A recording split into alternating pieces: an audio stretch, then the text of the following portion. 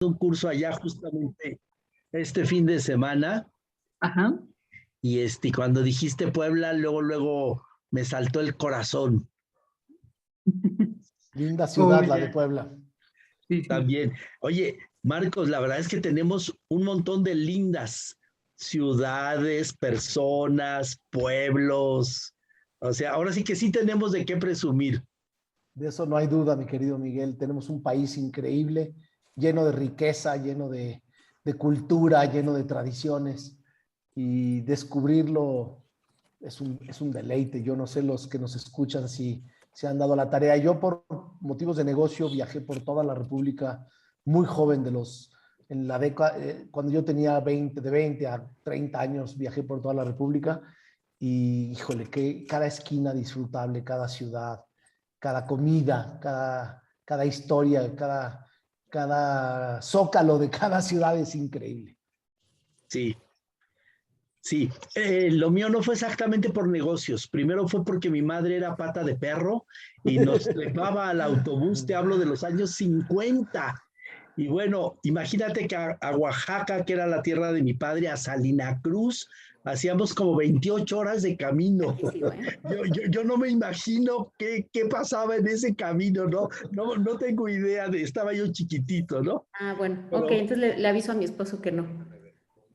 pero luego ya fue el trabajo de profe y como profe me tocó también recorrer todo mi país y bueno, pues ahora ya parece que ya me acostumbré a seguirlo recorriendo. Vi en mi búsqueda por redes que estuviste fundando una universidad y siendo rector de una universidad. Sí, tuve la fortuna ya en la ciudad de Durango ser el rector fundador de la Universidad José Vasconcelos. Luego acá en Guadalajara me tocó ser rector de Integro, un instituto de formación en terapia Gestalt. Entonces, bueno, pues ya tengo ahora sí que ya tantos años, pues ya se van juntando los papeles, fíjate, mi querido Marcos.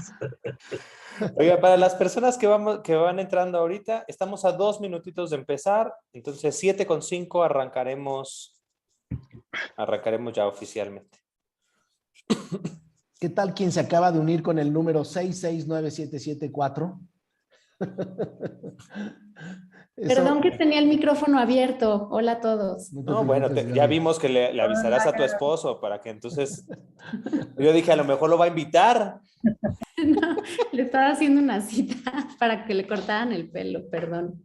Hola. O sea que tú eres Gaby, la del marido. La del marido. Mucho gusto, Miguel. Igualmente, Gaby, buenas tardes. Buenas tardes. Buenas tardes a todos. Hola. Hola. No sabemos tu nombre porque sabemos que eres 669774. Soy Sara Cabral Mares. Hola, Sara, ¿cómo estás? Bien, gracias.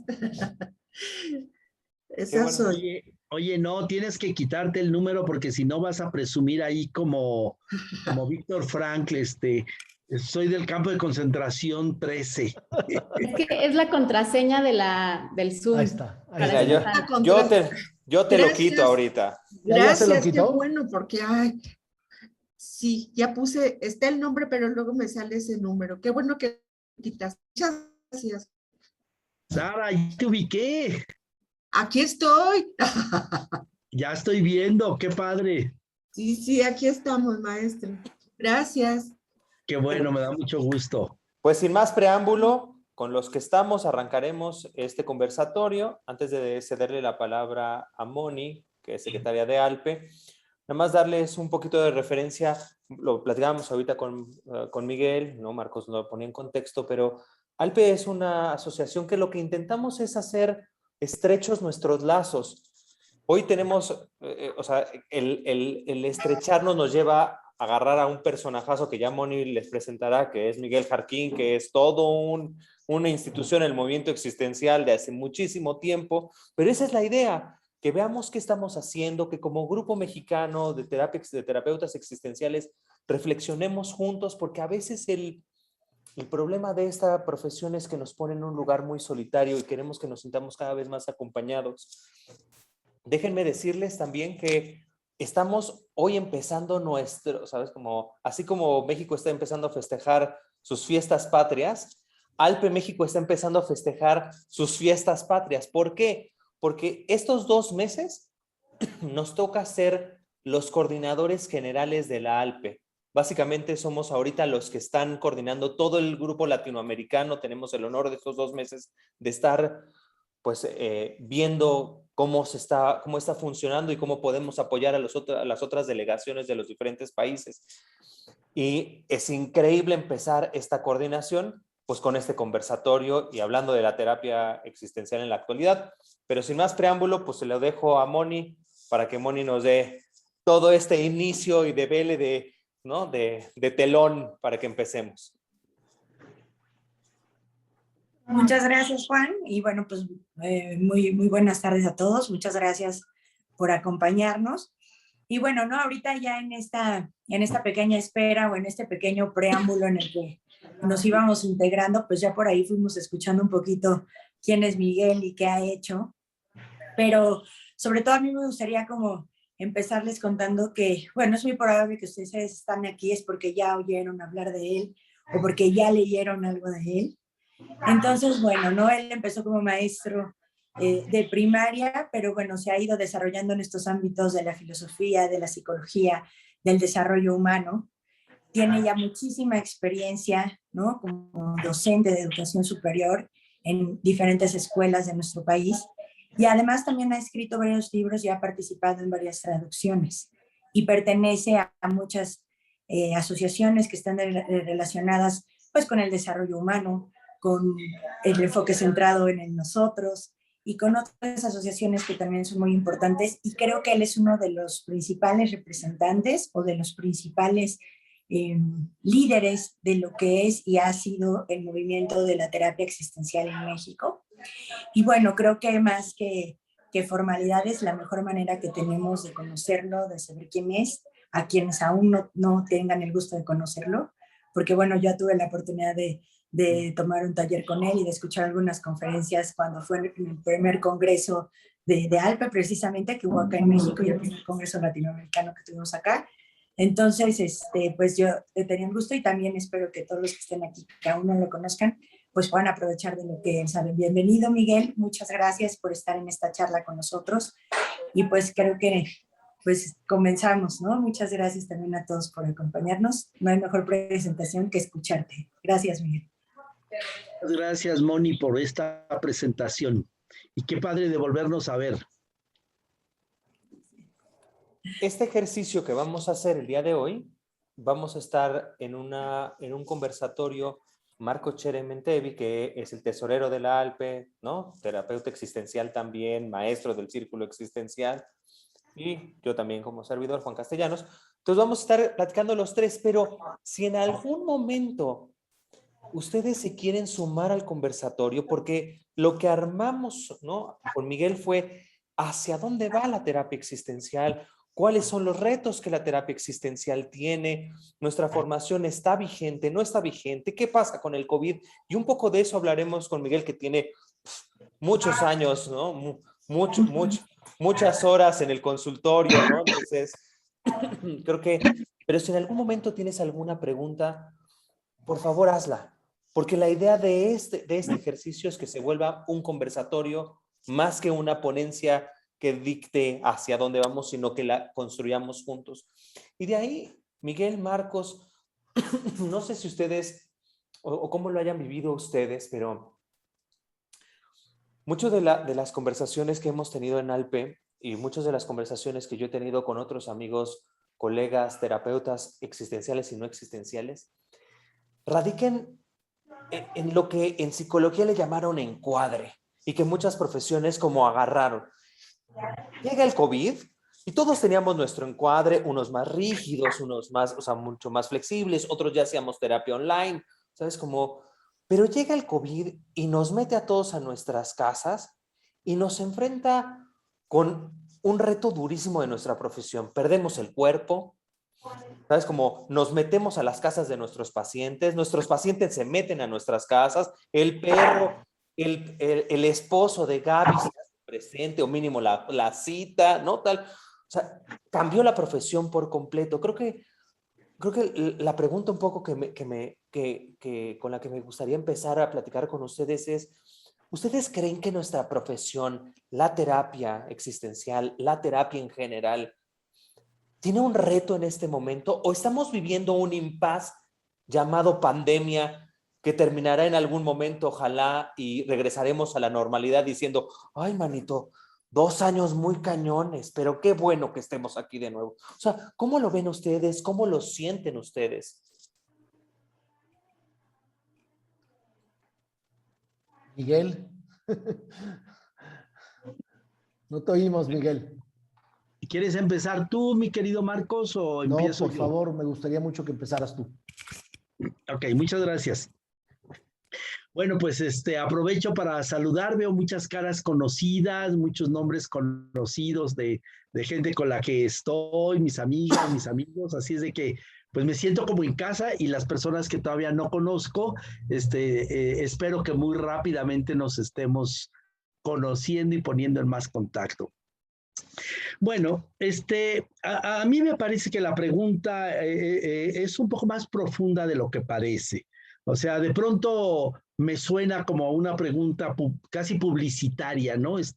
Vamos a cerrar la taquería porque aquí en la esquina ya no pasan los coches ni viene la gente y vamos a ver si la cambiamos para el otro lado donde sí pasa la gente.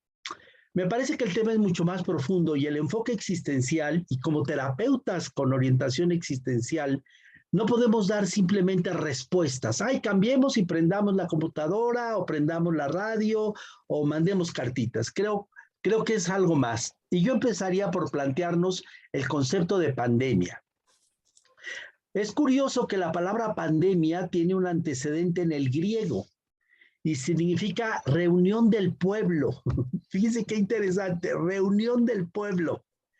Cuando se pone en el campo de la clínica, en el campo de la salud, la palabra pandemia hace referencia a una enfermedad endémica de la que se contagia la mayoría del pueblo.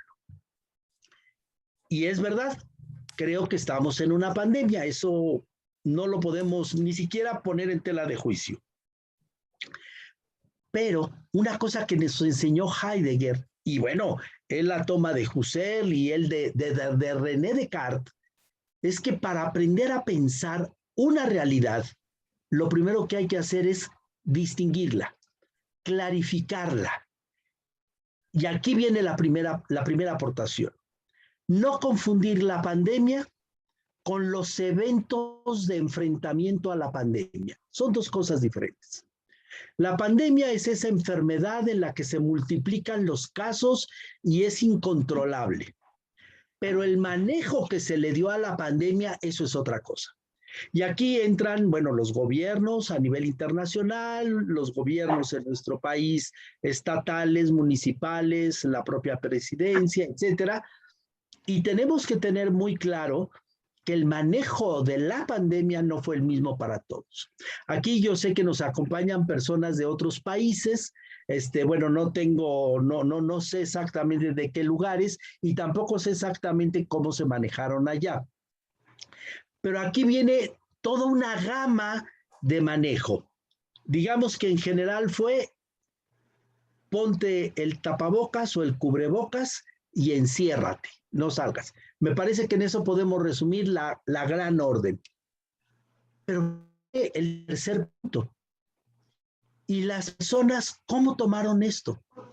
Efectivamente, hubo personas que se encerraron, no salieron a nada, pero hubo personas que decidieron salir, que decidimos salir. Y por diferentes razones. Tenemos las personas que tenían una profesión de servicio que los hizo salir al mundo de la enfermedad. Ahí tenemos a nuestros colegas médicos, hombres y mujeres, a nuestros colegas enfermeros, hombres y mujeres, a nuestros colegas trabajadores sociales, hombres y mujeres, y ellos salieron a atender a los pacientes. Digamos que ahí hay un motivo por la profesión. Hay otros que salieron a trabajar y salimos a trabajar porque había que mantener a la familia. O sea, no podíamos decir, bueno, pues a ver si nos cae el pan, como ya nos dijeron que nos encerremos, a ver si ponen un tubito y por ahí llega la comida, ¿no? No, al contrario, teníamos que seguir pagando agua, luz, teléfono, comida, colegiaturas de los hijos, cuando se enfermaban nuestras familias, pagar la medicina. O sea, teníamos que seguir vivos. Y eso hizo que muchos de nosotros decidiéramos salir. Luego hubo otro grupo de personas que deciden salir porque les interesa salir. Y ahí tenemos un gran grupo de jóvenes que se van de parranda, decimos, se van de antro todos los fines de semana. Y bueno, hay jóvenes que se aventaron casi toda la pandemia saliendo los fines de semana. Yo decidí salir no solo por mantener a mi familia, sino también porque había personas que me necesitaban. Y yo decidí no quedarme en mi casa. Además, quiero decirles que yo atiendo desde mi oficina, entonces ahora sí que yo no soy de los que entraron a mi casa porque nunca atendí a nadie en mi casa, siempre estuve acá en la oficina. Pero fui a atender a los hospitales, personas en situación de muerte, fui a atender a los hospitales, a las familias que tenían personas internadas, personas que habían muerto. Salí a acompañar personas que habían muerto sus familiares y hacían algún evento en su casa. Salí a trabajar con poblaciones vulnerables, como tengo grupos de pescadores, de trabajadores del campo, de albañiles. Entonces, creo que eso de decir, a ver, ¿esto es un reto para la profesión? No. A mí me parece que este es un reto para la persona. La persona es la que se tiene que enfrentar al mundo a través del instrumento, en este caso, llamado terapia. Y bueno, podemos hacerlo a través de la computadora, a través del teléfono, etcétera. Y a mí me parece que esto no es solo de este momento. Me parece que se agudizó, pero no es de este momento. Y la verdad es que, a diferencia de lo que piensan algunos de mis colegas, yo no creo que perdimos el cuerpo del otro, yo no creo que perdimos la voz del otro, yo no creo que perdimos al otro, porque el tema es la palabra presencia. Aquí y ahora, así contigo. Yo soy un niño de la época de las cartas y escribíamos cartas cada semana, cada mes, cada 6 meses. Yo tenía un hermano que andaba en el barco y le poníamos dirección, siga su ruta, y mi carta iba siguiendo la ruta del barco y llegaba 6 meses después y él me contestaba y ahí venía otros 6 meses después, y sin embargo yo sentía que mi corazón estaba con su corazón, que estábamos presentes uno con el otro. Me parece que no podemos confundir los instrumentos de comunicación con el contenido significativo de la comunicación. Y lo diré con 2 comentarios, uno de un paciente mío y uno de una alumna. Una alumna hace justamente de este fin de semana al otro, hace 15 días, cuando cerrábamos el curso, me decía, ¡ay, qué padre que estuvimos en línea! Porque yo me sentí privilegiada. Yo sentía que tú me veías a mí y que no veías a los otros. Y los otros decían eso también. No, es que yo sabía que tú me veías a mí, ¿verdad, Oscar? O que tú me veías a mí, ¿verdad, Bárbara? Y que estábamos allí en contacto uno con el otro. Hey, no sabes cuánto abrazo tan grande te mando, a tus nenes también. Entonces, ¿qué pasa? Pues que podemos singularizar nuestra mirada. Y con el paciente que decía, es que yo me siento en total confianza porque solo estás para mí, o sea, no estás para nadie más. Así es de que a mí me parece que lo digital o lo virtual no atenta contra el trabajo de presencia. Si nosotros sabemos estar presentes con el otro en totalidad, estaremos con el otro. Estaremos con el otro. Bueno, yo le paro porque si no me robo el micrófono, mi querido Marcos, y ya no te dejo hablar. No, yo solo quería seguir la conversación en lo que pones, porque en mi propia experiencia, esta presencia digital tiene muchos beneficios, pero también tiene algunos puntos en contra. Y me gustaría saber qué piensa Juan y qué piensas tú. Juan es un terapeuta existencial que está viendo más de 50 pacientes a la semana digitalmente. Yo en lo personal, en este momento tengo 7 pacientes, de los cuales veo 3 digital y 4 en presencia. Y una de las cosas con las que me he enfrentado en relación a esa presencia no física es el tema de privacidad de nuestros pacientes. En ese espacio en donde entramos en la virtualidad en la casa de nuestros pacientes, no siempre hay un espacio seguro para ellos. Y no sé si Miguel, si Juan pudieran compartirnos cómo han vivido esto. A mí en lo personal, como paciente y como terapeuta, me ha costado trabajo esta falta de privacidad en cuanto a la enorme diferencia que nos da un consultorio cuando estamos frente a frente. ¿Qué has vivido en ese sentido, Miguel? Juan, si gustas empezar tú primero ahora y ya luego, para que también les demos chance a Juan. Es que estaba pensando, me quedé pensando en un poco como lo que dijiste ahorita, Miguel. ¿Sabes?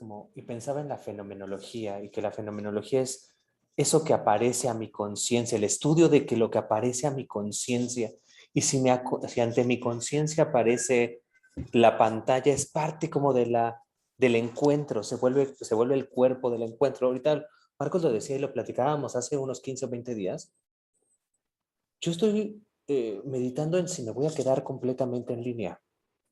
Y lo vengo meditando, o sea, ya trabajaba un poco en línea, pero lo vengo meditando principalmente porque siento que ha sido un gran honor estar en la casa de mis consultantes. O sea, me siento increíblemente privilegiado de poderme meter hasta la cocina. Literalmente he dado terapia en este año y medio en el baño, o sea, abrir la sesión de Zoom y encontrar a mi paciente metido en la regadera, ¿sabes? Como escondido ahí en la regadera para poder buscar un poco de privacidad, en los closets.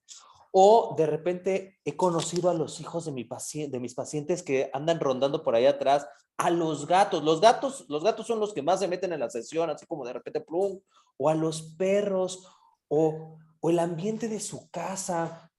Y a mí me gusta mucho porque yo creo mucho en el mundo terapéutico existencial. Creo que es algo que se construye, ¿sabes? Como me gusta mucho esa idea de Spinelli, donde es el mundo terapéutico existencial lo que nos sostiene nuestra práctica terapéutica. No es tanto la técnica, sino es el tipo de encuentro, la calidad del encuentro. Por eso, Miguel, me gusta mucho como lo dices, como si estamos presentes, ¿sabes? Como, entonces no se pierde el cuerpo. Se vuelve un cuerpo distinto, pero no se pierde el cuerpo, ¿no? O sea, o ahora escuchamos a nuestros pacientes casi en nuestro cerebro porque tenemos los audífonos o lo que sea. Y sí creo que en esta nueva versión perdemos un tipo de intimidad y ganamos otra.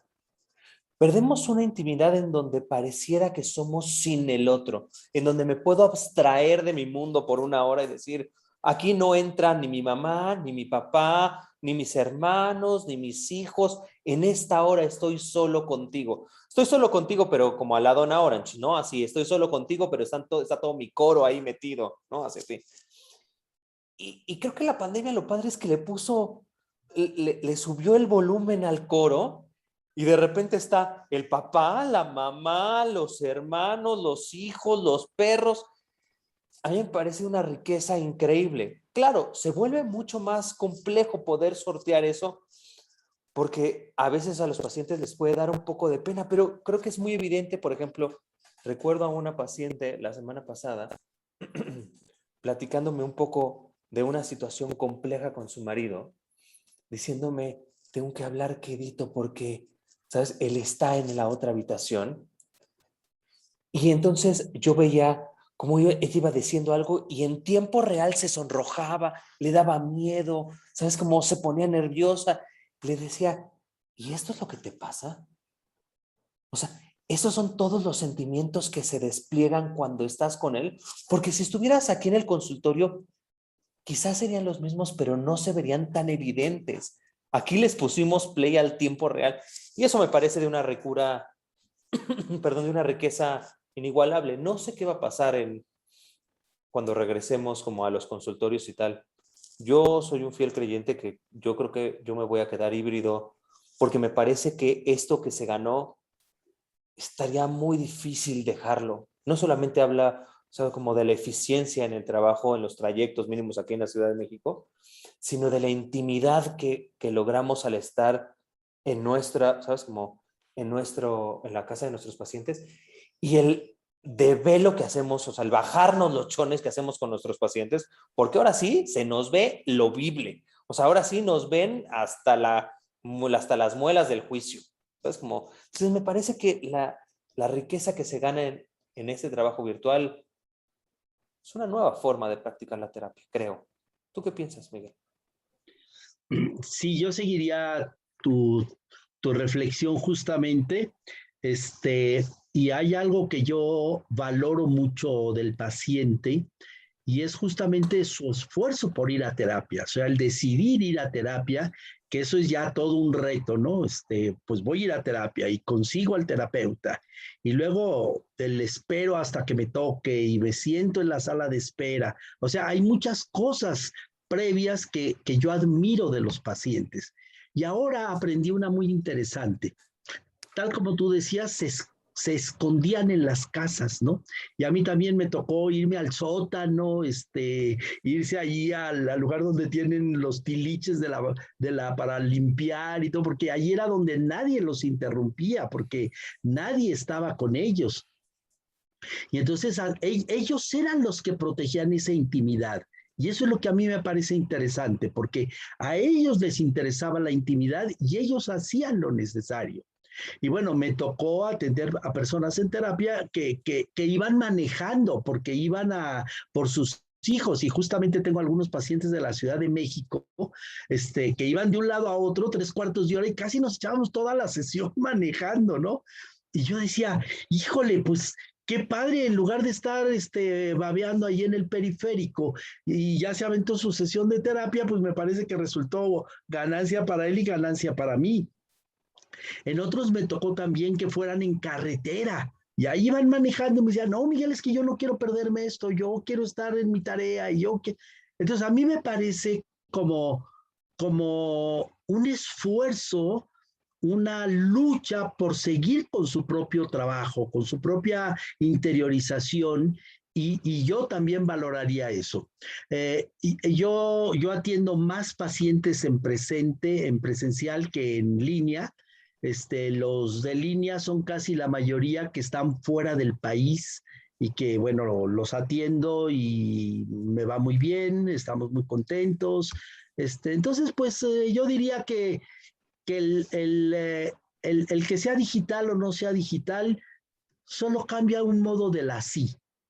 En uno será así, cara a cara, presente a presente, cuerpo a cuerpo, y en otro será así, con un cuerpo diferente, con una visión distinta. Y pues yo creo que tenemos que aprender a entrarle a todo lo que la vida nos ponga. O sea, yo creo que el reto no está ni en la pandemia, ni en el instrumento.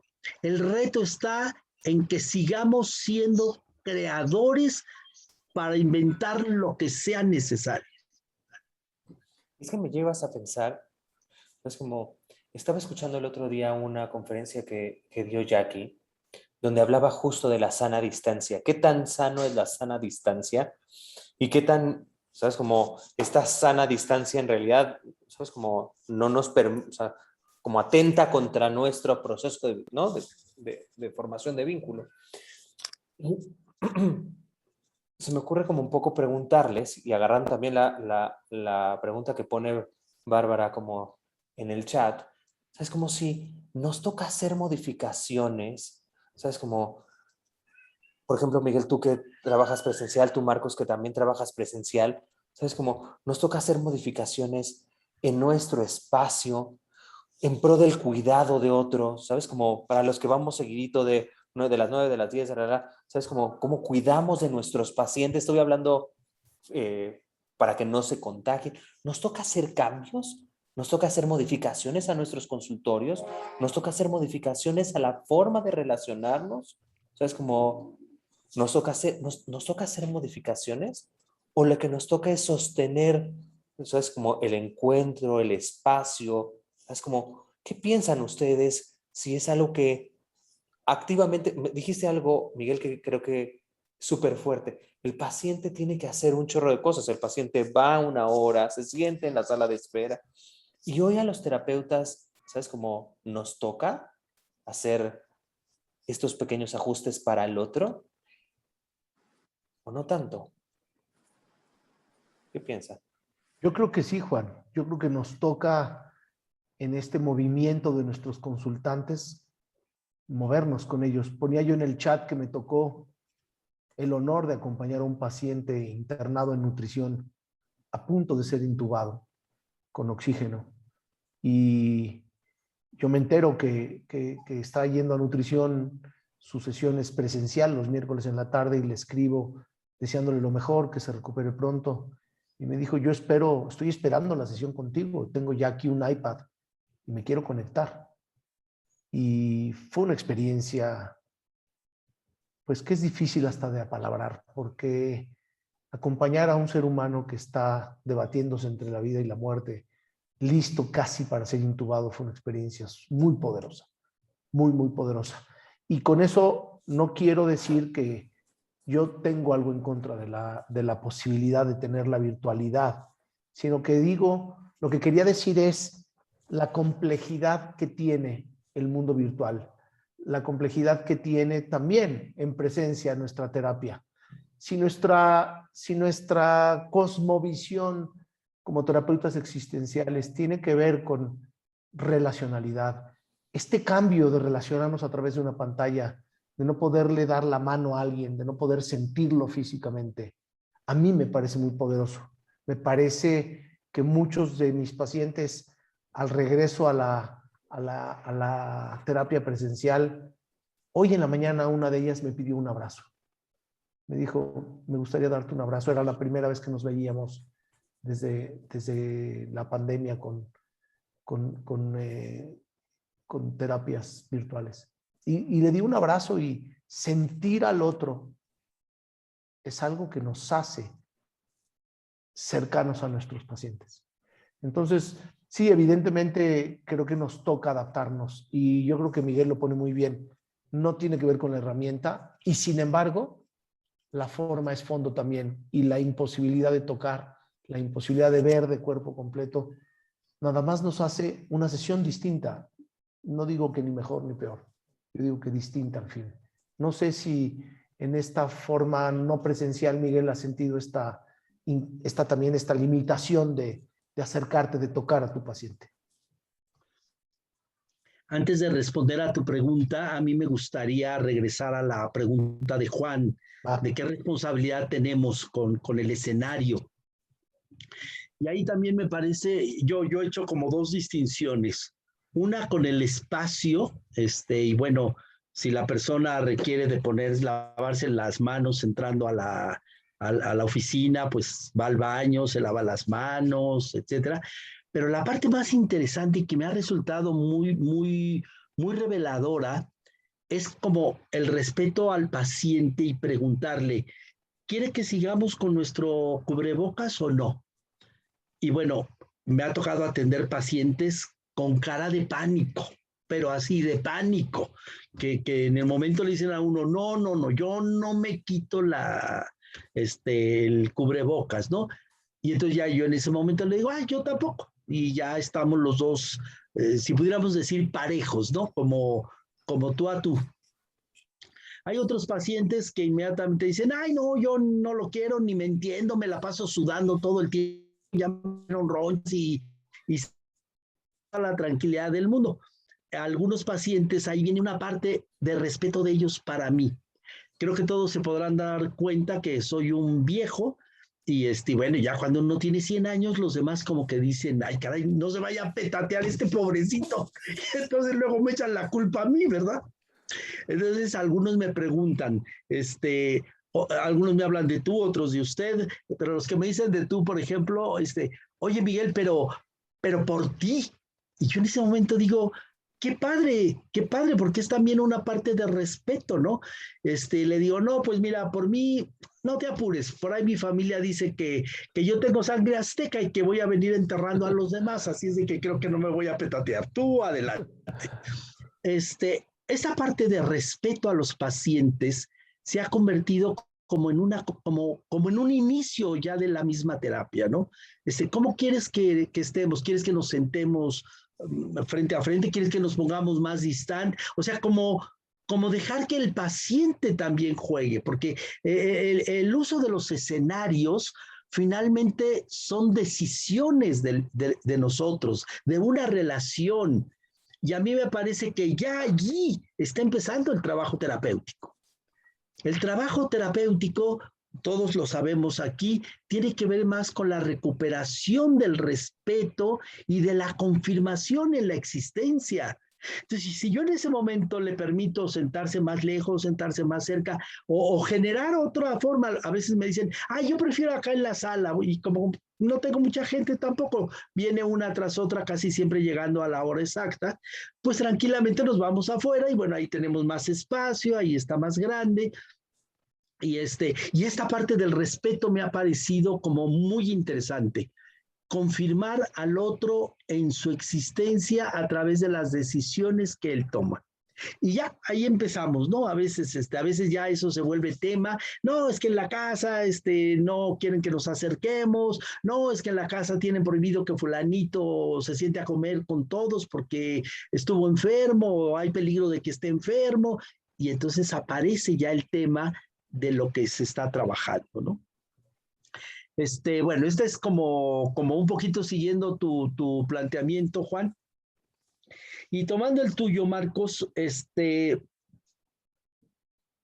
sí, creo que hay una parte que tiene que ver con el tocar al otro. Yo soy una persona que acostumbro mucho tocar al otro, abrazarnos, nos damos besos, en fin.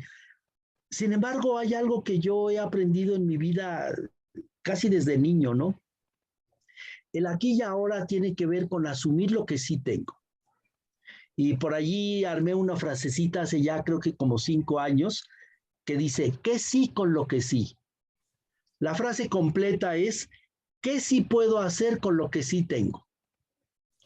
Y entonces yo ni siquiera me planteo eso de que no, que la máquina, que no está la máquina, que no puedo ver al otro. No, así le entro directamente. Yo ya previamente al trabajo digital había tenido un trabajo a través del teléfono. Y ya el teléfono me había ido entrenando a escuchar la respiración del paciente, a generar ejercicios a través del teléfono. Y a mí me parece que la voz es un arma increíble, es un arma estupenda. Nuestros tonos de voz, nuestros tonos de respiración, lo que se oye en el pecho, en fin, hay muchas cosas ahí. Entonces, pues fíjate, mi querido Marcos, que yo realmente no me planteo esto de, híjole, no lo puedo saludar. No, pues ese es así estamos. ¿La tomamos o la dejamos? Que ya la tomamos, pues qué padre, ahí vamos avanzando, ahí vamos teniendo lo que tenemos y no se complica. A mí esa parte no me ha generado ningún problema, ¿no? Sí. Oye, Miguel, nada más, o sea, si nos puedes extender un poco, porque mucho de lo que hemos venido también platicando aquí en Alpe tiene que ver con si esto necesitaría un entrenamiento extra. O sea, el quedarnos sin el video, por ejemplo, el quedarnos solamente con audio, porque han habido apagones. Ayer hubo, ¿sabes? Como un terremoto aquí en la Ciudad de México y algunos tuvimos que seguir, ¿sabes? Como vía telefónica y tal. Es algo que tendríamos, tú que tienes más tiempo como haciendo ese trabajo vía telefónica, habría que ponerle atención a algo en particular, habría que entrenarnos de cierta forma. O sea, ¿qué pensarías tú para que nuestro trabajo pues tuviera el mismo punch que tenemos a lo mejor virtual o presencialmente? Bueno, yo haría hincapié en la parte de la escucha. Aquí en Guadalajara han estado cayendo unos tormentones, pero marca diablo. Y la semana pasada si mal no recuerdo, creo que el jueves o algo así, no, el miércoles. Cayó el aguacerazo y bueno, a una cuadra se cayó un árbol, el árbol tiró al transformador y nos quedamos sin luz y yo me aventé terapia desde las 5 de la tarde hasta las 9 de la noche con velitas, o sea, y era la broma, ¿no? Hoy vamos a tener una terapia romántica, y con nuestras velitas, ¿no? Fíjate, Juan, que yo la verdad sí creo que la escucha es muy importante. A mí me tocó de niño ver una película que se llama Con la vida en un hilo. Es una película de Sidney Poitier, a lo mejor lo ubican ustedes, es el que trabajó en Al Maestro con Cariño y bueno, todo aquello. Ya vi que hay por aquí muchas caras jovencitas y yo creo que todavía no nacían cuando esas películas, pero bueno, él se volvió un hombre famoso, fue el primer hombre, como dicen los gringos, el primer hombre de color que ganó un Oscar. El caso es de que esta película narra el evento de un psiquiatra que tenía su consultorio y tenía a un alumno haciendo prácticas con él y el psiquiatra tiene que salir a algo y se sale y en lo que se va suena el teléfono. Ya a este muchacho se le ocurre contestar y resulta que es una mujer que está a punto de suicidarse. Y ya le dice, oye, pues fíjate que yo me voy a matar y que no sé qué, y el otro empieza como escuchar y con la voz a decirle algo, la mujer se va tranquilizando y entre que son peras y son manzanas, el chavo a través del teléfono va haciendo que la mujer recupere el gusto por la vida. Por eso la película en español le pusieron Con la vida en un hilo, ¿no? O sea, dependía del hilo del teléfono. Y a partir de ahí, bueno, luego hay otra película también italiana, la mujer del cura, en la que se pone un teléfono al servicio de los demás. O sea, esta es una historia vieja, ¿no? Entonces, a mí me parece que si nosotros aprendemos a escuchar, tenemos quizás la herramienta más importante. Y aquí voy a aprovechar como una invitación, como una inspiración. Hay un texto en la Biblia judeocristiana, en los Hechos de los Apóstoles, que recordarán a lo mejor todos ustedes, y es el momento cuando viene el Espíritu Santo. Y recordarán ustedes que, bueno, se narra ahí que les dio una serie de dones, y uno de ellos fue el don de lenguas. Las traducciones y la popularización de este don ha sido muy mala porque creen que es hablar lenguas, así como si de repente yo hablara chino o ruso o japonés, ¿no? O bien ruidos, ¿no? No. A veces no leemos los textos completos. El don de lenguas dice, y los discípulos de Jesús hablaban de tal manera que los oyentes lo escuchaban en su propia lengua. Fíjense qué bonito, fíjense qué bonito. La idea es que no es que yo hable la lengua que tú hablas, el ruso, el arameo, etcétera. No, es que hablo existencialmente lo que tú necesitas oír. Aquí es donde está la clave del entrenamiento. Entrenarnos a escuchar de tal manera, acostumbrarnos a sentir al otro de tal manera que cuando yo le diga una palabra, él la pueda escuchar en su propia lengua. Que él descubra que esto que yo estoy diciendo es para él y no para otro. Y por aquí, Juan, me parece que es donde debemos trabajar, en este don de lenguas, en esta capacidad de servir al otro a través de la palabra, a través de la escucha. Creo que por ahí puede ir. Marcos, ¿tú quisieras aportar algo? No, estoy completamente de acuerdo con Miguel y me parece que la posibilidad que tenemos hoy de vivir un fenómeno global, por cierto, ya le porque endemia significa que llegó para quedarse, a diferencia de la pandemia, que es pasajera. Me parece que hay un enorme reto de acompañar, de hacer un trabajo existencial desde la visión de nuestra terapia. Y estoy de acuerdo contigo, la tengo ya anotada, Miguel, ¿qué sí puedo hacer con lo que sí tengo? Y me parece que es una frase que a mí en lo personal me llega en un momento en el que tal vez me cansé de la parte digital, me cansé del Zoom, me cansé de la pantalla, tal vez por ser una persona que añora el contacto físico, que disfruta mucho la presencia del otro, pero no perder de vista la magia de la tecnología y no perder de vista la posibilidad enorme que nos dio este año y medio todas estas herramientas que hoy nos tienen juntos en distintos puntos de la ciudad. Y yo te preguntaría, Miguel, ¿cómo sería entonces a esta pregunta de Juan la posibilidad de ser abiertos a todas estas posibilidades en el espacio físico, en el espacio virtual, en el teléfono, en acompañar a un paciente desde donde él lo diga? En tu experiencia, ¿cómo ha sido esto? Sí, gracias, mi querido Marcos. Creo que hay una palabra que utiliza uno de nuestros pensadores existenciales, que bueno, a mí me encanta mucho y casi lo cito siempre, ¿no? Se llama Gabriel Marcel. Y él introdujo una palabra muy interesante, enfrentando justamente a Heidegger, y la palabra es disponibilidad. Disponibilidad. Y bueno, si nosotros hacemos como una reflexión sobre qué significa esto de la disponibilidad, casi siempre en el mundo cotidiano la disponibilidad hace referencia a un espacio vacío. Por ejemplo, de repente decimos, oiga, disculpe, ¿está disponible este asiento? O sea, ¿está vacío? ¿Me puedo sentar ahí?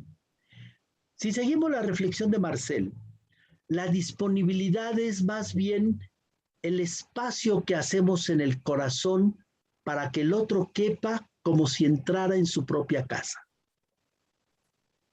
Creo que esa es nuestra tarea con el paciente. El paciente, decíamos ya, está todos los ritos de llegada, ¿no? todo lo que tiene que atravesar para llegar. Pero todavía a eso podemos añadir el miedo de lo que va a decir, el tema que va a abrir, la vergüenza de lo que tiene que confrontar, el dolor que viene cargando, las confrontaciones que el terapeuta le va a hacer. O sea, no es tan simple ser paciente, ¿no? Es bastante duro. Me parece que si nosotros entendemos esta vivencia de disponibilidad, me dispongo y hago este espacio para que tú te sientas bien recibido, para que tú sientas que entras como si fuera tu casa. Sé que no es tu casa, pero que sepas que no vas a ser atacado, que no vas a ser agredido, que no vas a ser lastimado, que no vas a ser avergonzado, sino que de alguna manera vas a ser acompañado en este descubrimiento y en esta conquista personal que tú quieres hacer. Entonces, bueno, pues yo diría que la habilidad primordial después de la presencia es la disponibilidad. Y en ella creo que sí podemos trabajar. Me abres la posibilidad, Miguel, de preguntarte en cuanto a disponibilidad, ¿cómo es tu experiencia? Y Juan también, a ver si me acompañas, con pacientes que se declaran antivacuna y solicitan una terapia presencial. Y ahí ya me paso al rol del terapeuta, en donde tenemos que tomar una decisión. Estamos dispuestos nosotros, como terapeutas, a dar una terapia presencial con las personas que en terapia se han mostrado antivacuna. ¿Estamos disponibles para ellos? Mira, si quieres empiezo y tú la cierras, ¿va? Venga. Yo pensaba que creo que esta vez, o sea, surge un reto para las personas que se plantean como antivacunas, pero surge un reto a partir también de nuestras ideas, de nuestra ideología, ¿no? Tal. Porque hay personas, hay terapeutas que también se plantean como antivacunas, hay terapeutas que no se plantean como antivacunas, pero no tienen un problema con recibir a alguien, hay terapeutas que están criticando como la forma de trabajar ¿no? de la pandemia.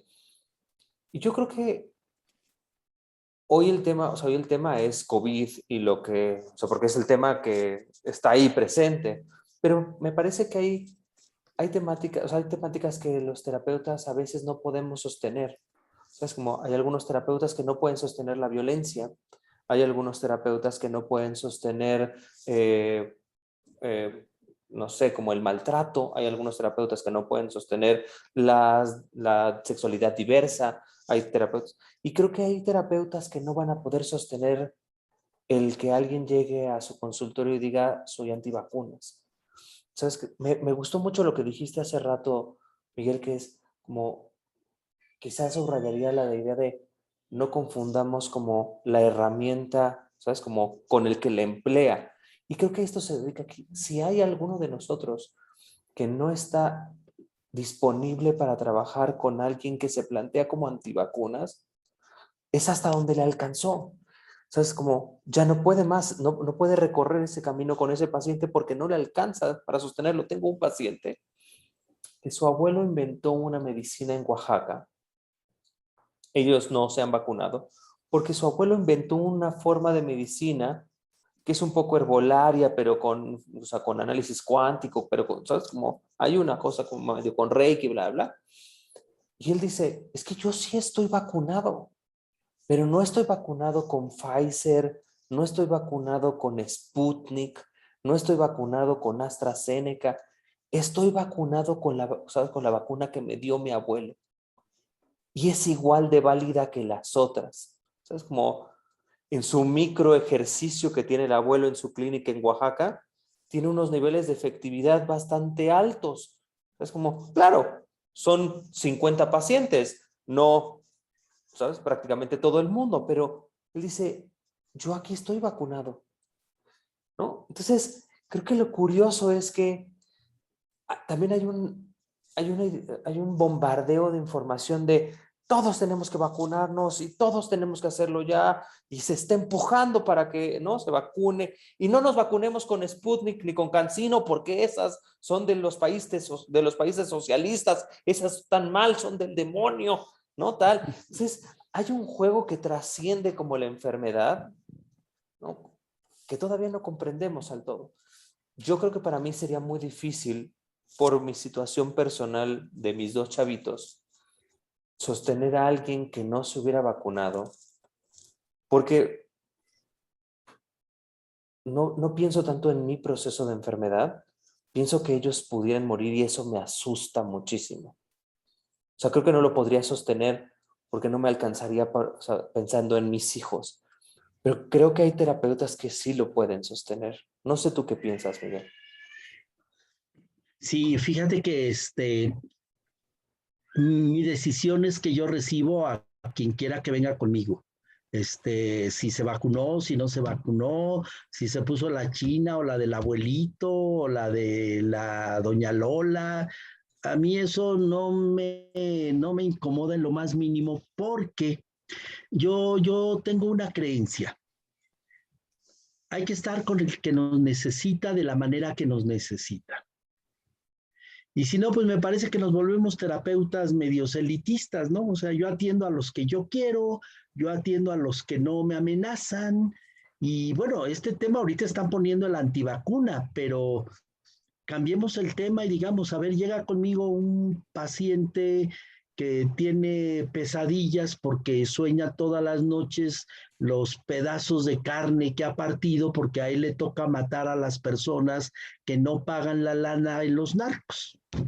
Ay, yo le voy a decir, no, pues sabes qué, conmigo no vienes a terapia porque pues yo no puedo con esto, ¿no? Tú ahí quédate, vete con otro y yo me lavo las manos, ¿no? O no te recibo porque pues tú eres una persona que está media loca y yo no puedo con los locos, ¿no? Yo nada más atiendo a los que sí tengo capacidad de atender. Y bueno, yo aquí iría a una zona complicada. Por ejemplo, los que trabajamos con delincuentes, ¿no? Los que trabajamos con violadores, con personas que han abusado de otras personas y nos toca atenderlas. Pero quiero decirles que yo a veces también me toca atender políticos.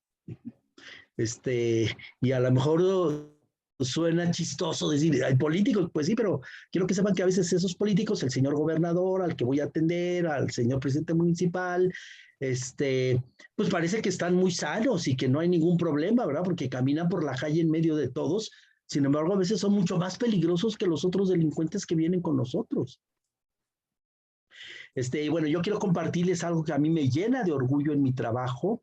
Yo llevo trabajando en esto prácticamente desde que empecé como profesor y luego entré ya al campo de la clínica, es decir, les hablo de más de 50 y tantos años con personas con deficiencia mental.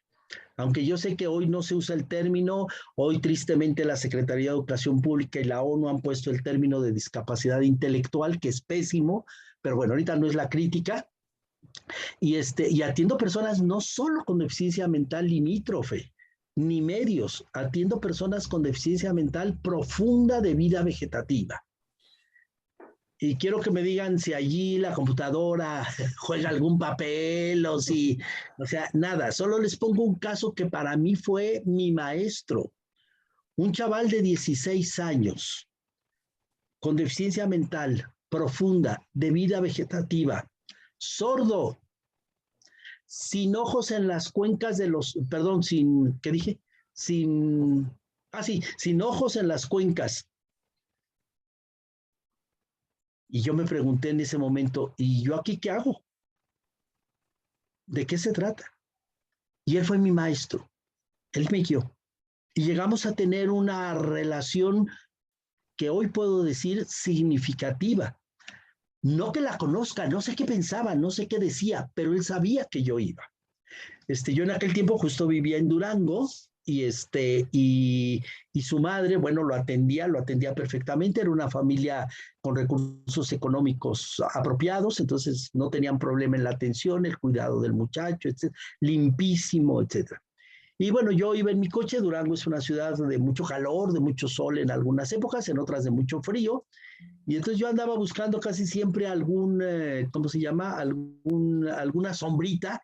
Y pues venía dejando el carro una cuadra más allá, 2 cuadras, media cuadra, etcétera. Y la pregunta de la madre era, oiga, maestro Miguel, ¿y mi hijo sabe que yo estoy aquí? Fíjense qué pregunta tan importante para esa mujer en el orden de la existencia, no de los instrumentos. Y mi hijo, ese niño que yo traje al mundo, sabe que yo existo, sabe que yo estoy aquí con él, que nunca me lo voy a dejar. Y bueno, pues ya se pueden imaginar la cara de Juan que yo ponía, ¿verdad? Así como, toma aire, respira profundo y le decía, señora, estoy seguro, él se llamaba Poncho, estoy seguro que Poncho sabe que usted está. Pero claro, era una respuesta que me latía del corazón y que de alguna manera era un arriesgue porque finalmente yo tampoco sabía eso, ¿no? Él nunca nos había dicho, ay, sí, ya me di cuenta que están aquí, ya vi que me están atendiendo, o sea, nada, no tenía el mínimo lenguaje de nada. Bueno, pues pasaron como 6 meses, 8 meses. Y un día llegué y toqué el timbre y apenas toqué, abrió la puerta la señora. Y en ese momento, Durango es un lugar en el que el contacto físico no es muy cercano. Las personas son así como un poquito cuidadosas del contacto, son protocolarias. Pues en ese momento se me avienta y me abraza y me dice, maestro Miguel, Poncho sabe. Y yo en ese momento así como tieso, porque además no podía abrazarla, ¿no? Así como, ay, sí, qué padre, cuantita mía, ¿no? Pues así como de a poquito. Y en ese momento le digo, como, sí, dice, venga. Es que cuando usted estaciona su carro, yo tenía un carro, yo creo medio viejón, y entonces cuando lo apagaba seguía sonando. ¿Se acuerdan cómo suenan las carcachas estas, no? Y traca. Dice, cuando usted apaga el motor del carro y queda ese ruido, Poncho sabe que es usted porque empieza a saltar en la cama. El problema está en la computadora, queridos amigos y amigas. El problema no está en el teléfono, el problema está en nuestra presencia. Si somos capaces de ser presentes con el otro, seremos capaces, como dijo Nietzsche, de cualquier cómo. De cualquier cómo. No sé si respondo un poquito, Marcos, o se me botó la canica, me emocioné. Y bueno, no, respondes muy bien, pero no sé qué opina el público. Yo tengo enorme curiosidad y sed de aprender de estas sesiones con Poncho. Y me gustaría saber qué hacías con Poncho. ¿Cómo pasabas 50 minutos, una hora con este muchacho, con este nivel de comunicación? Me gustaría que, si estás de acuerdo, Juan, que nos compartiera un poco más, porque me parece algo que incluso habíamos discutido en clase ya con Jackie en tema de cómo comunicarnos, cómo es esta posibilidad de estar presente para el otro. Por favor, si nos regalas unos minutos de esto, Miguel, yo te lo agradecería. Claro, Marcos, con mucho gusto. Fíjate que cuando yo conocí a estas personas, a mí me tocó fundar la Asociación Pro Deficiente Mental allá en Durango. Fue una asociación para padres de familia que tenían hijos con deficiencia mental, pero que ya eran más de adolescentes. Me imagino que todos ustedes conocen algo que se llaman los CRE, los que sean fuera de nuestro país. Los CRE eran los centros de rehabilitación y educación especial, y era unidad entre los médicos, el mundo administrativo y los maestros de educación especial. Y entonces, bueno, ahí se atendían personas, se les daba clases, se les daba terapia, etcétera, pero hasta los 12 años en aquel tiempo. Hoy ya cambió eso, ¿eh? Pero en aquel tiempo era hasta los 12 años porque no sabían qué hacer con los adolescentes y, bueno, menos con los adultos. Entonces, la pregunta que a mí me hicieron para fundar esta asociación y luego una casa de formación para las personas excepcionales era: ¿y después del CRE qué? O sea, ¿a dónde los llevamos? ¿Qué hacemos con ellos, no? Y bueno, ya hice yo una propuesta y todo, pero en el Inter me toca me toca trabajar con los padres de familia que formaron la asociación, y más tarde fundar esta escuela. Y esta pareja de esposos hablan conmigo para que yo fuera a atender a su niño, porque ellos me decían, es que nadie quiere, o sea, nadie ni siquiera quiere irlo a ver, ¿no? Apenas le decimos lo que tiene, ya no quieren ir. ¿Usted se atrevería a ir? Y bueno, ahí empieza Marcos. Lo primero fue decir, claro, va mi espada en prenda y voy por ella, ¿cómo que no? Y bueno, pues ya cuando llegué, quiero decirte que en ese momento me quedé frío, o sea, ¿qué hago? ¿Qué hago aquí? Bueno, a mí se me ocurrieron básicamente 3 cosas. Primera, platicarle todo el tiempo como una persona, porque eres una persona, con una limitación de comunicación o con una comunicación diferente a la nuestra, que no hemos sabido todavía cómo ponernos en contacto con ellos, pero eso no quita que no sea una persona. Y una persona capaz de pensar en su interior, y una persona con una conciencia significante, etc. Primer punto. Segundo punto, le daba masaje.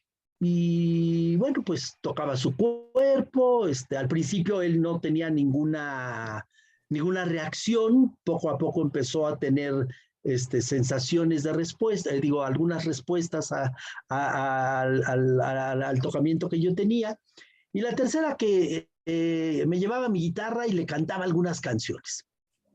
Bueno, yo tenía la ventaja me dijeron que era sordo, entonces yo decía, bueno, así no se da cuenta de lo desafinado que soy, entonces no me apura el problema, porque si no, allí Betty, el día que me oye a ella, que es pianista, bueno, va a decir, pobre, ¿cómo se atrevía a cantarle al tipo, no?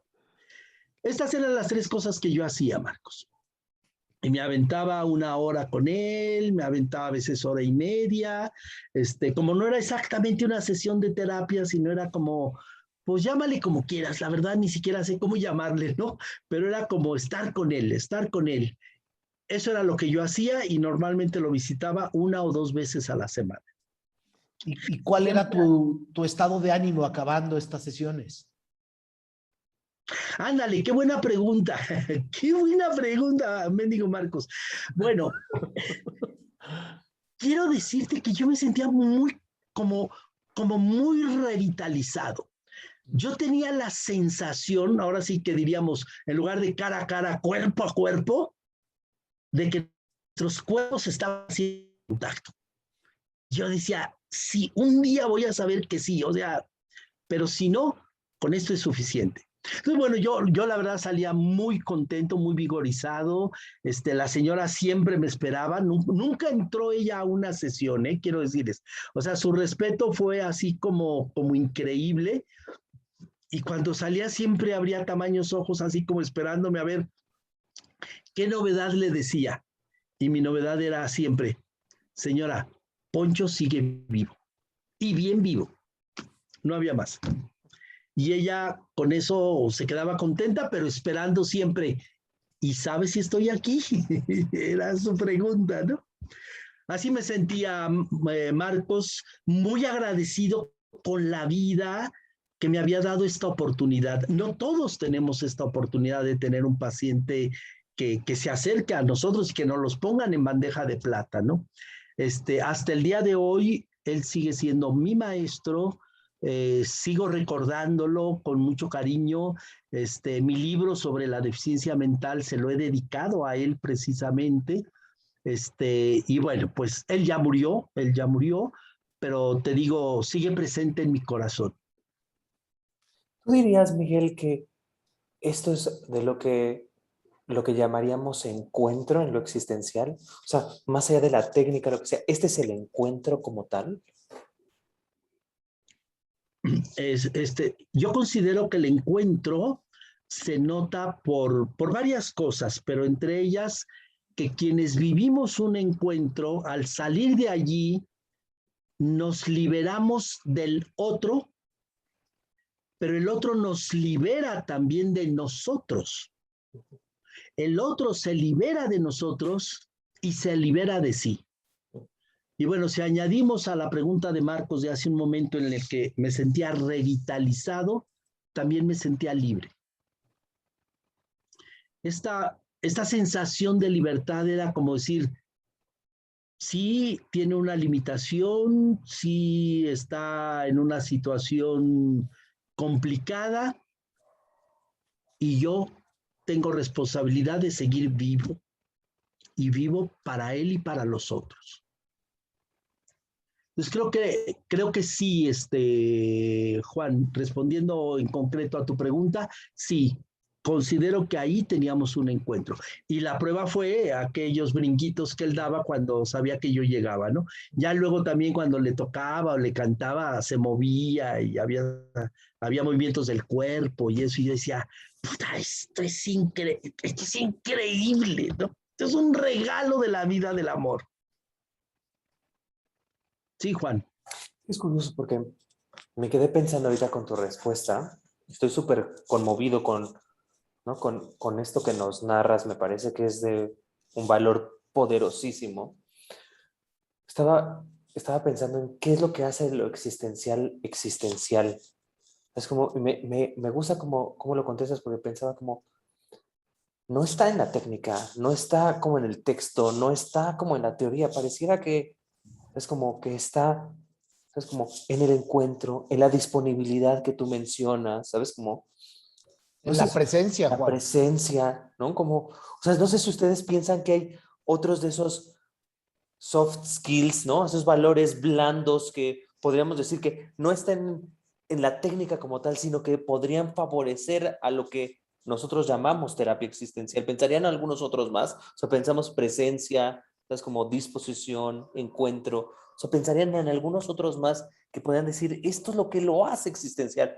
No importa si es terapia existencial, coaching existencial, encuentro existencial, no importa el adjetivo que le pongamos antes, sino... Y yo diría que en su acepción más pura, no tengo duda de que es terapia, es acompañar al otro. Y me haces recordar, Miguel, a Sartre sobre la angustia, y lo leo de una presentación que tuvimos hace unas semanas con Emmy Van Dorsen, y dice, una visión lúcida de la situación más oscura es ya en sí misma un acto de optimismo. Me parece que de esa posibilidad que tú viste como terapeuta de ir al encuentro de Poncho, que ya es de por sí una situación muy oscura, es donde tú vives con tu optimismo la posibilidad de acompañarlo, la posibilidad de estar para él, de estar con él, de estar presente con él. A mí en lo personal me parece que es un ejemplo, una enseñanza para cualquier terapeuta de lo que tanto nos esforzamos como para comunicarnos, para entender la cosmovisión de nuestro mundo. Y nada de eso era necesario ahí. Era estar presente y disponible para él. Fíjate, Marcos, que yo le añadiría, perdón, antes de seguir la reflexión, sé que están mandando un montón de chats, no crean que sé de los chats porque los leo, sino porque veo unos cuadros con moscas blancas. Quiero decirles que no los leo, yo los veo a ustedes. Si alguien quiere decir algo, levante la mano y pegue el grito, o sea, porque si no, bueno, si son para mí, pues no voy a saber de qué se trata. Entonces, que sepan pues que no los leo. Bueno, fíjate, Marco, sí, quiero seguir tu reflexión, nada más que yo te invitaría a ponernos del otro lado. Tú ahorita lo pusiste en el terapeuta. Tú viste en Poncho. Si seguimos el pensamiento de Buber, que es quien nos guía en este tema del encuentro, bueno, Marcel y otros, pero Buber es muy claro y dice, el inicio del encuentro, la iniciativa no la tiene el yo, llamado terapeuta en este caso. Entiendo. La iniciativa está en el otro, en este caso el paciente. ¿Y en qué sentido nos llama el otro? Nos invoca desde su desnudez. Démonos un brinquito de Buber a Levinas. Los rostros de misericordia. Es el rostro del otro el que me llama. O sea, no fue yo el que tomé la iniciativa de ir. Él me llamó. Y yo recuerdo, tengo muy presente, terminamos una reunión allá en Durango, era de noche, eran cerca de las 9 de la noche, salimos de la reunión y esta pareja se quedó solita esperándome a que despidiera a todos. Estábamos en pleno centro de la ciudad, en la calle, y cuando ya todo el mundo se había ido, se acercan conmigo, en medio de lo que ellos consideraban una vergüenza, un hijo con esa situación. Y allí ese rostro de pobre me invocó, él fue el que me llamó. Yo no tenía idea de él, es más, cuando lo vi me llené de sorpresa porque no me lo imaginaba. Yo pensé que iba a ser alguien, pues sí, complicado, difícil. Yo ya había atendido niños con diferentes situaciones, niños con PCI, etcétera, pero no tenía idea de qué, Marcos. Entonces, creo que la iniciativa no estuvo en mí. La iniciativa estuvo en él. Él fue el que me llamó desde ese rostro desnudo, desde esa pobreza, y ante su invocación yo respondí. Por eso en la terapia existencial que hoy se está dejando inspirar más por Levinas que por los autores, sobre todo Heidegger, el punto clave está en escuchar el llamado del otro. Esa llegada del otro que de alguna manera nos simbra, nos rompe en nuestra existencia tranquila y cotidiana. Bueno, por ahí Marcos. Y agregarías, porque no tengo duda de que somos relación, somos seres en relación, agregarías a esta fórmula a esa madre que es el vehículo que Poncho usa para llamarte. Ah, sí, claro. De hecho, fíjate, el señor era un hombre muy, muy importante allá en Durango. Él era el gerente de un banco y bueno, te hablo de la época en la que solo había un banco de cada cosa, ¿no? Por ejemplo, la gente te decía, nos vemos en Banamex y todo el mundo sabía cuál Banamex, ¿no? Cuando algunas personas yo las traje a México y me decían, nos vemos en Banamex y yo les decía, pues ¿en cuál Banamex, verdad? Y me decían, pues nada más hay uno, o sea, no hay dos, ahora ya hay dos Banamex, ¿no? O en Bancomer, o nos vemos a la siguiente cuadra del mercado, porque había uno, ¿no? Entonces el señor era alguien muy importante y su espera fue así, tieso, de corbata, traje, el hombre formal, ¿no? El gerente del banco hablando con el Miguel Jarquín, pero la madre no. Claro, yo sé que quien me llamó fue ella, no el señor. Y ella, Poncho a través de ella. claro, claro. Sí. Ella también tenía su propio dolor, Marcos. Cuando, perdón, cuando ella me dijo, Poncho sabe, yo supe que ella existencialmente había resuelto algo en su corazón. Entonces, sí, Poncho me llama a través de ella, pero en realidad ella me llama a mí. O sea, la invocación viene de ella, ese rostro de madre que siente abandonado a su hijo, esa tristeza de la madre que no tiene comunicación con el hijo, que no haya qué hacer con el hijo, que no ha tocado ese fondo de la vida del hijo. Eso es lo que me llama. Luego, al encontrarme con Poncho, viene la llamada de Poncho. Oscar, ¿querías hacer una pregunta? Bueno, sí, más bien compartir que esta serie de elementos me lleva a reflexionar, a considerar al mismo tiempo que algo característico quizás sea el horizonte con el cual vive el terapeuta existencial, como para que quepan estos otros significados, estas otras palabras que ponen, que nombran este tipo de experiencias o vivencias humanas que dan un trasfondo, dan un bagaje de significado al vivir, al encuentro, a estas categorías que estamos compartiendo, que no, a lo mejor en otros enfoques están a lo mejor no tan visibles, ¿no? Pero bueno, nada más compartir pues ese elemento, ¿no? Que hasta dónde, bueno, tengo yo mi propio horizonte de significados que me permitan vivir con profundidad estos encuentros, qué tan consciente soy, pues. Ese es un aspecto, pues, que quiero compartir.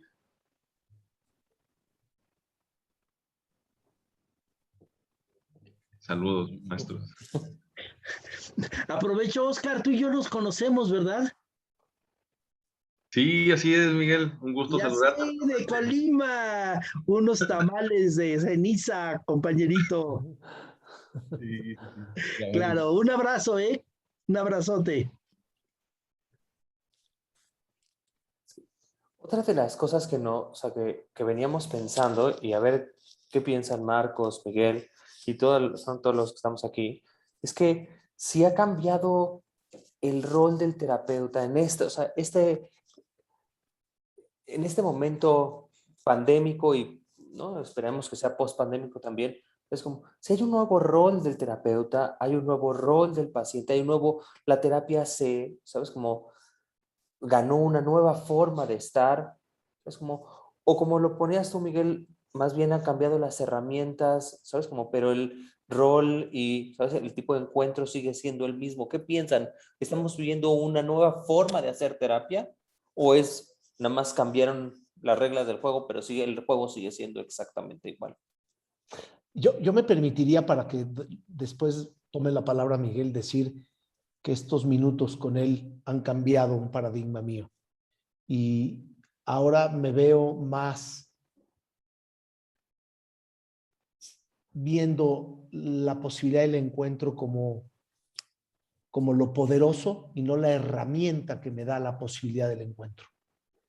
Y créeme, Miguel, que llevo 1 año y medio peleándome con esto y desatoras esta frustración que yo traía, porque siendo una persona que ama el contacto, siendo una persona que siente la energía de mis pacientes en presencial y en mi mundo, en mi otro mundo, que es el mundo de los negocios, siendo una persona que detesta no ver a un colaborador en persona y que lo tiene que ver en Zoom.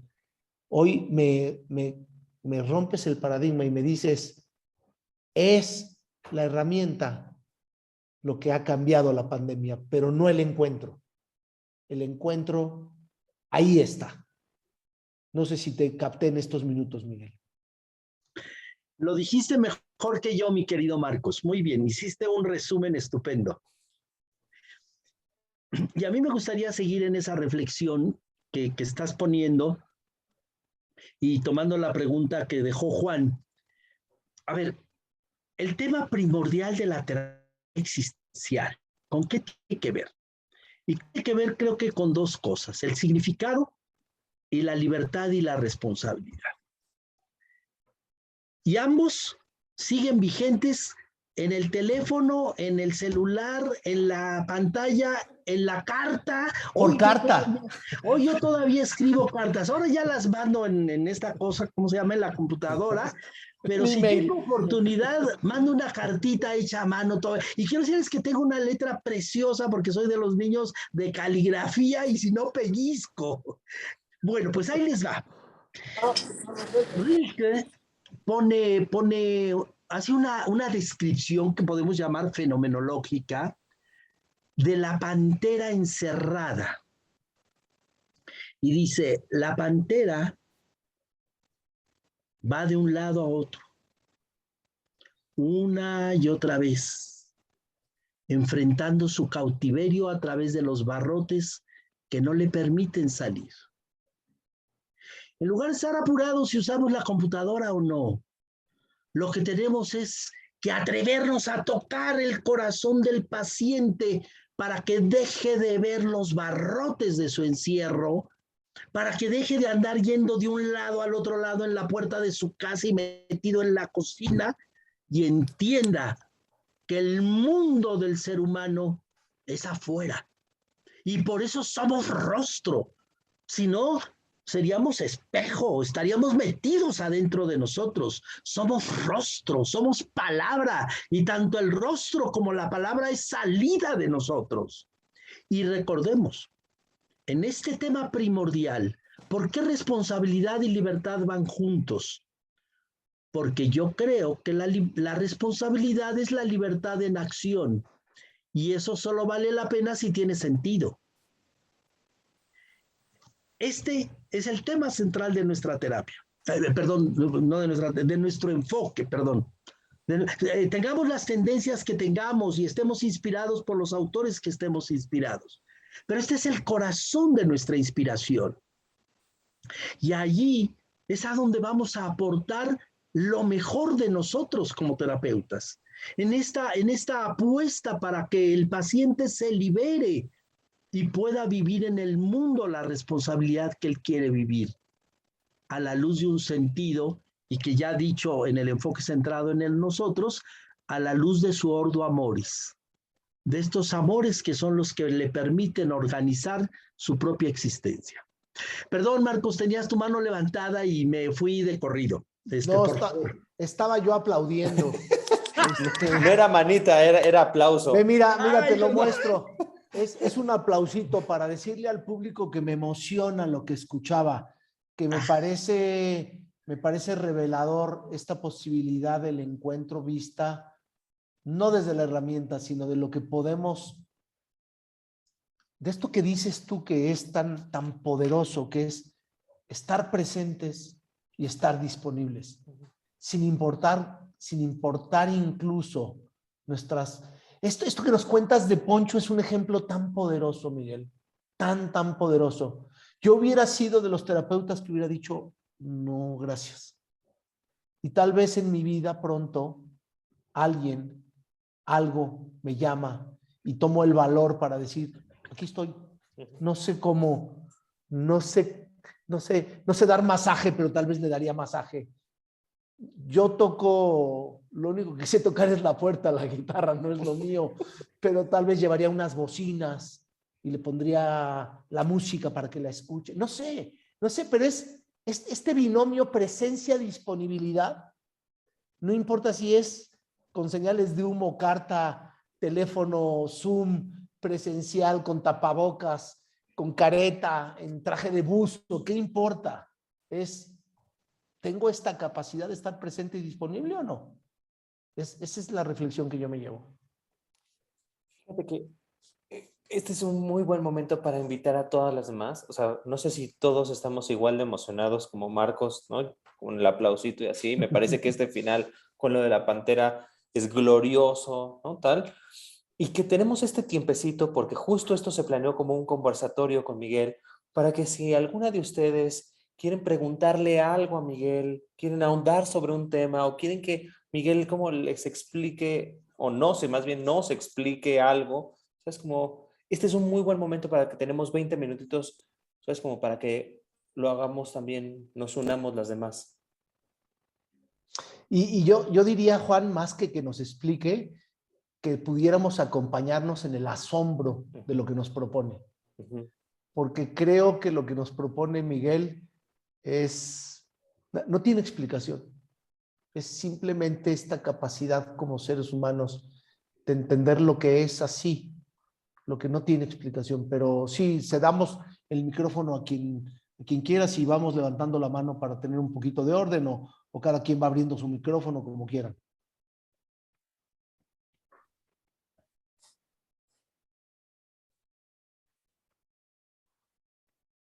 Bueno, abro mi micrófono. A mí, muchas gracias, Miguel, bueno, y Juan y Marcos, porque, híjole, escuchar esta historia que nos compartiste de Poncho de verdad me conmovió enormemente. Se me llenaron los ojos de lágrimas, piel chinita, esta descripción de lo que sucedió con la mamá, del ruido del coche, de la reacción de Poncho, y me llevas a la reflexión de utilizar todas mis capacidades y toda mi creatividad, ¿no? O sea, en mi acompañamiento con el otro, yo soy mi única herramienta. Entonces, si sé tocar guitarra, tocaré guitarra, ¿no? Como decía Marcos, pues yo no toco guitarra, pero yo le pondría una bocina, ¿no? Con música, todos sabemos qué talentos tenemos, o quizás descubrimos un talento en el camino, ¿no? En este tipo de acompañamientos. Me hiciste recordar cómo en los momentos en los que me he encontrado dando terapia sin saber qué hacer, ¿no? Sobre todo muy al principio que decía, híjole, este tema, ¿qué onda? ¿Qué hago? ¿Qué digo? ¿Cómo? Salía mi creatividad a flote, ¿no? Y hacía cosas con todo el amor, con todo el corazón, con toda mi humanidad, y los resultados siempre fueron increíbles, ¿no? O sea, me hiciste recordar muchos casos, no creo que no valdría la pena como contarlos ahorita, pero sí recordar que cuando yo estoy conectada con el otro, conmigo, y tengo toda esta presencia y esta disponibilidad, y yo agregaría toda esta gana, ¿no? De veras estar, no sé qué palabra, es que yo pienso en amor, ¿no? Pero es como de estoy aceptándote, queriéndote, ¿no? Con lo que sea que traigas, como sea que estés, estoy aquí para ti. Pues se va a desplegar una serie de capacidades y de creatividad que no vamos a saber hasta ese momento, ¿no? Porque ese sería un encuentro yo-tú profundo, donde estamos abiertos a cualquier novedad, a cualquier riesgo, a cualquier incertidumbre, y puede salir cualquier cosa, pero que definitivamente sales transformado, y esto que nos compartes, bueno, a mí me dejas también con muchas reflexiones. Muchas gracias. Qué padre, Gaby, muchas gracias. Y bueno, si me permites un comentario, te vi te percibí como con un poquito de miedo de decir, es amor lo que estoy poniendo ahí. ¿Sí capté bien? Sí, creo que puede sonar muy cursi, pero es que para mí sí es amor. Claro, a eso voy. En el mundo de la pedagogía, los maestros fuimos formados en algo que se llama el eros pedagógico, es decir, el amor del educador a su educando. Y por extrapolación, yo estoy usando el término del eros terapéutico. Este amor del terapeuta que se acerca al paciente desde esa forma del amor. Así es de que bienvenido tu comentario, y ya puedes ahí poner esta palabrita si se te antoja. Sandra también abrió su micrófono. Hola, Sandra, desde Colombia. Sí, no quería agradecerte, y pues muy especialmente a mi Miguel, es todo un maestro. Envidia que ustedes lo tienen allá en su país. Estoy que me lo robo para acá, para Alpe Colombia, a que nos dé alguna conferencia inspiradora acerca pues de toda esa experiencia que tienen los 50 y tantos años de trabajo, no solo docente, sino clínico también. Pero no, yo quisiera resumir en últimas lo que tú relataste, Miguel, con este paciente, y bueno, casi que con toda la familia paciente, porque toda la familia de alguna manera fue consultante, más que paciente, fue consultante. Es que ahí se hizo evidente esa frase que tú trajiste a colación, en el que decías el aquí y el ahora del que sí y con lo que sí tengo, es decir, que sí puedo con lo que sí tengo. En últimas fue eso, o sea, ahí integras, es una frase que me quedó resonando, la pusiste en práctica ahí con esta persona, con esta familia, más bien, era con lo que tengo esto es lo que puedo hacer, y todo lo que hiciste, mejor dicho, pues para que él saltara de alegría en la cama cuando sentía que el carro que ya habías aterrizado ahí. Wow, qué elocuente eso, o sea, sin palabras, mejor dicho, no necesitaba palabras, te estaba diciendo todo, porque tú diste todo lo que tenías, con lo que tenías ahí, eso es.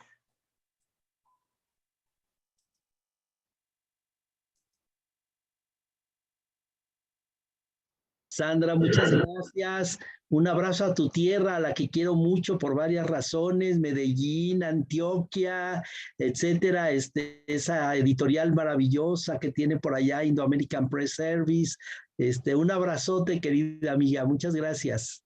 Bueno, yo estoy en la costa Caribe, en la costa atlántica, cerca de Barranquilla, en Puerto Colombia, otro sector mucho más caliente que Medellín.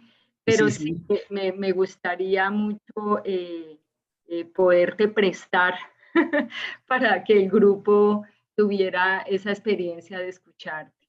Así que bueno, muchas gracias de verdad a todos los de Alpe México y muy especialmente a ti por compartir esa experiencia tan inspiradora.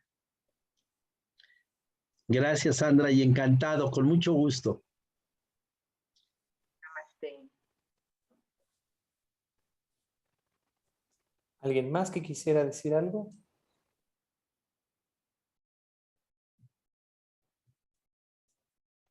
Yo. Ajá. Ok.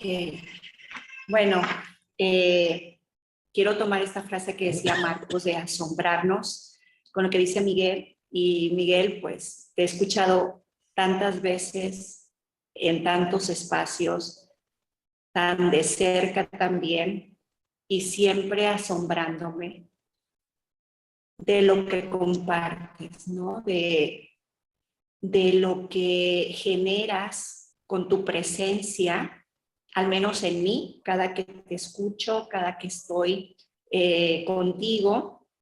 Y en esta ocasión, a mí me parece muy, muy importante cómo esa frase de la que hablas, de la que hablan los compañeros, ¿no? Que sí con lo que sí, me coloca frente a la posibilidad de todo, ¿no? Como cuando volteamos a ver la pandemia, al menos en mí pasa escuchar tanto de lo que nos quita la pandemia, tanto de lo que nos limita. Y entonces en esta charla para mí es como una oxigenación de amor, de posibilidad, de libertad, ¿no? Como la pandemia no me quita la libertad, ¿no? De ser, de existir desde otra forma, ¿no? Desde donde sí se puede. Y esto es como, la pandemia no es más que nosotros. Nosotros, humanamente, nuestra existencia es más. Y creo que en esto, para mí, es esperanzador, es oxigenador y sobre todo es como en este respaldo de no achicarnos, ¿no? Como quedarnos en el miedo de la pandemia, sino en la grandeza de la existencia, que todo es posible cuando asumimos esta libertad y esta responsabilidad de la que hablas en acción. Y creo que desde la clínica, al menos en donde también me muevo, es como el lugar desde donde esté, en mi presencia, está precisamente el reconocimiento de la existencia del otro y en donde se pueda ver en todas esas posibilidades. Yo te agradezco profundamente esta charla porque me quedo no solo con asombro, me quedo reconectando con la grandeza de la existencia en todas sus posibilidades. Muchísimas gracias por esto que al menos a mí me recupera, me rescata y me fortalece. Muchas, muchas gracias. Y con mucho amor te abrazo profundamente. Gracias, y un abrazo, un beso a tus nenes. Miguel, nos gustaría cerrar esta ponencia, si para ti está bien, con una pregunta, digo, que da origen un poco a, ¿sabes? Como a este encuentro. Que si nos podrías hacer en un... Dime. Juan, perdón, había otra persona que levantó su mano, no sé si fue Nancy. ¿O eran aplausos? Eran aplausos también. También, sí, Nancy, si quieres abrir No, si quiere decir algo, a ver. Venga, Nancy, abre tu micrófono. Sí, gracias. Buenas noches. Yo soy de Pachuca, Hidalgo.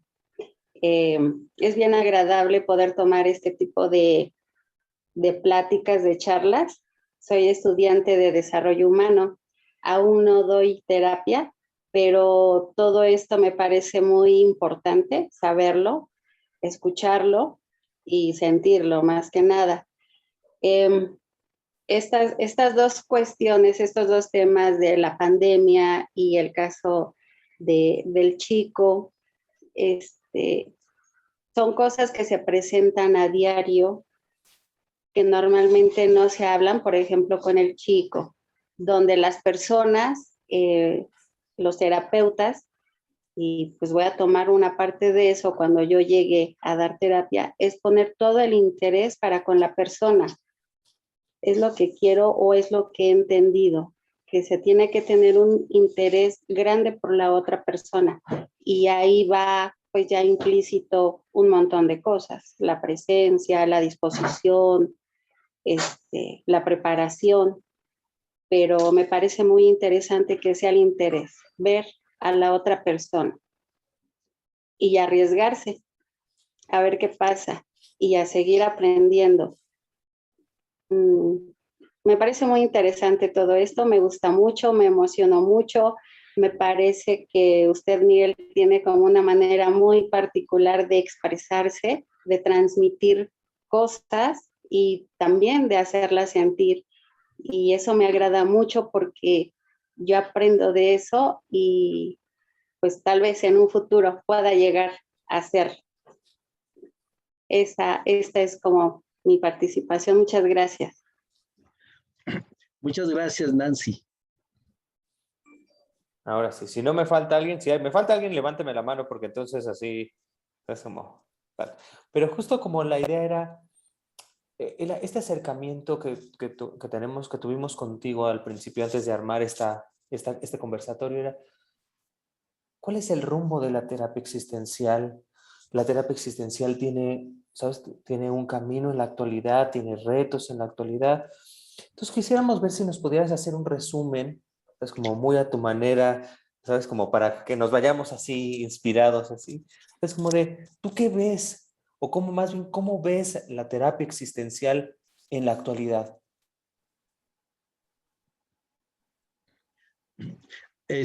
Juan, la pregunta es un poquito difícil porque, como les decía al inicio, no conozco el trabajo de todos los terapeutas existenciales, no leo todos los materiales, he leído algunos, en fin.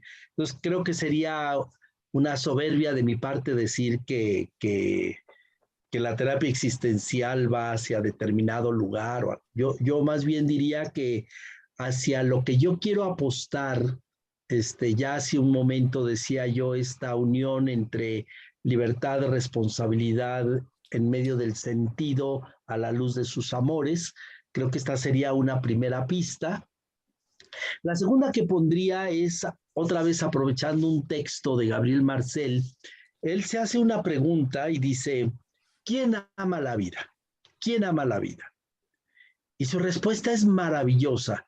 el que hace que otros amen la vida. Y bueno, yo normalmente en las sesiones de terapia al terminar no acostumbro preguntar de qué te das cuenta, porque eso a mí no me sirve para nada. A veces la gente se da cuenta de un montón de cosas, pero sigue igual, ¿no? Entonces, pues no sirve para nada. Esas caídas de 20 de, ay, me cayeron 20, pues uno, y que tu existencia sea más significativa, suficiente. Pero sí les pregunto, ¿qué descubres en tu vida? Descubrir es crear, descubrir es aprender. Y si ponemos esta idea de que aquel que viene conmigo, aquel que está conmigo, salga más lleno de vida, con más ganas de seguir vivo, entusiasmado a apostar a la vida, a correr el riesgo de la vida, me parece que esa puede ser una segunda pista para quienes trabajamos en la terapia con una orientación de tipo existencial. Y la tercera pista que yo pondría es como esto que ya mencionó Sujei y que lo mencionó también Marcos, esta parte de promover que la existencia se planifique. Y se planifique en lo más cotidiano, en lo más simple, en este saludo de manos con tal persona, en el abrazo, en un mensajito que le mandamos ahí todo cariño, es más, en un emoji, ¿no? En una carita linda con un abracito, y que el otro sienta que estamos ahí presentes, que el otro sepa que seguimos en su vida. Entonces, bueno, creo que estas serían como 3 de las pistas que yo tomaría y que sigo apostando a ellas en mi trabajo.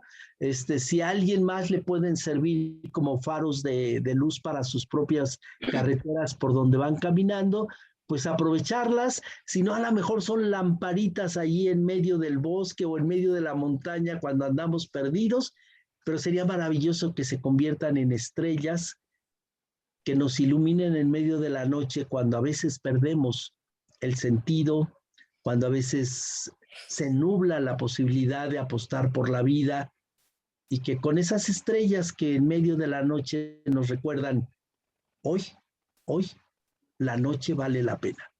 Duerme, Dios te arrulla.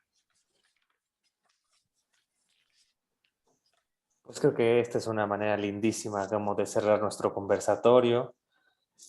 Gracias a todas las personas que se conectaron. Como les decíamos al principio, este es el primero de 3 eventos que tenemos planeados, ¿no? Para estos 2 meses que Alpe México tendrá la coordinación. Gracias, Sandra, también por conectarte desde Alpe Colombia. Está increíble como que las diferentes delegaciones tengamos presencia en los eventos de otros. Eso me parece espectacular. Te mandamos un abrazo gigantesco hasta allá. Y sobre todo, Miguel, ¿qué te digo? ¿Sabes? Es un placer, es un honor, es un gustazazazo. Primero que nos hayas aceptado la invitación a este conversatorio, ¿no? Y después las palabras ¿sabes? Y el amor con el que tú trabajas esta profesión que todos aquí amamos tanto.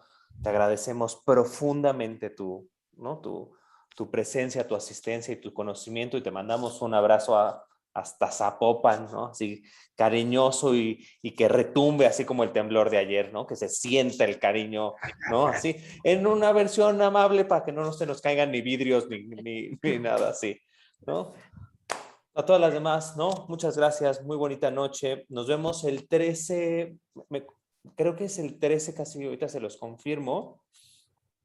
El 13 de octubre, si no mal recuerdo, tenemos el evento con Ángel Solokotsky, que es la persona que tradujo Ser y Tiempo, ¿no? Ya les estaremos enviando la información, que será el segundo evento que tendremos de Alpe México, ¿no? En este mes, septiembre, en esos 2 meses de septiembre, octubre. Pero bueno, pasen muy bonita noche. Nos vemos como en un mesecito. Gracias, Miguel. Gracias a todos. Gracias, Juan. Mi querido Marcos, un abrazo. Por ahí hay una persona que se me estaba escapando, Magda. No tuve oportunidad de verla. Creo que se puso demasiado guapa y dijo, no los vaya a deslumbrar. Magda, le mando un abrazote y bueno, creo que no me faltó nadie de saludar. Betty, Sara, bueno, creo que son así como las personas a las que les debía un saludo, Oscar, y bueno, a los demás les mando un abrazo, no a todos les conozco, pero ya empezamos. A Colombia, un abrazo también. Que pasen muy bonita noche. Buenas noches. Muchas gracias. Hasta luego.